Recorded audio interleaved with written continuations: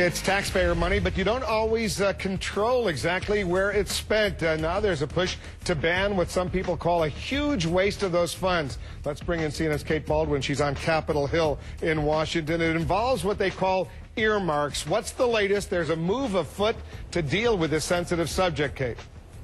And it is a sensitive subject, Wolf. Earmarks, you said, and they're also called pet projects. But this is one of those rare cases here on Capitol Hill where it's not divided down party lines. It's a high-profile vote, one bringing presidential candidates even back here.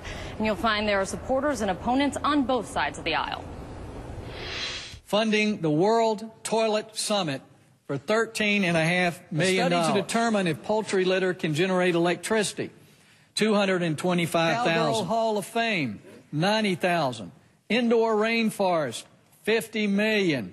A long list of pet projects, billions of dollars in so-called earmarks. Critics say they're a waste of taxpayer money and are calling for a one-year ban. When you got a problem, when you got addiction, you have to agree you have a problem and you have to get into rehab. Congress needs to get into rehab.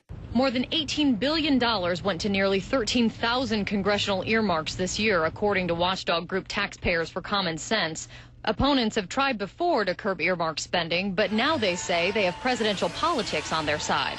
I want to eliminate this wasteful and outrageous earmark and pork barrel spending. Senator John McCain is a longtime critic of earmarks. Senators Hillary Clinton and Barack Obama have recently signed on as well, even though they both have directed tens of millions of dollars in earmarks to their home states. But even with that support, it's shaping up to be a showdown in Congress. Opponents of the ban include powerful Democrats and Republicans. I think an outright abolition of earmarks is an abolition of the authority of Congress. They also say anti-earmarkers only point out the worst abuses, and a ban could throw out good projects along with the bad. When it comes to projects around my state and the rest of the nation, I don't think it's unreasonable for Congress to have some input in that discussion. Democrats insist they've already slashed the number of earmarks since they took over Congress and require full disclosure of spending requests. If there is a congressionally directed spending, the senator that ask for that, name is listed.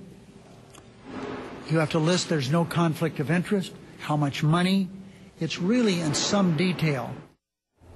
Now, so what does this mean for taxpayers? Well, some lawmakers say this is a way to regain their confidence in Congress, while other lawmakers say this would mean the loss of thousands of home state projects that are so critical to lawmakers' communities. Wolf? All right, Kate, thanks. Stay on top of the story for us on the Hill.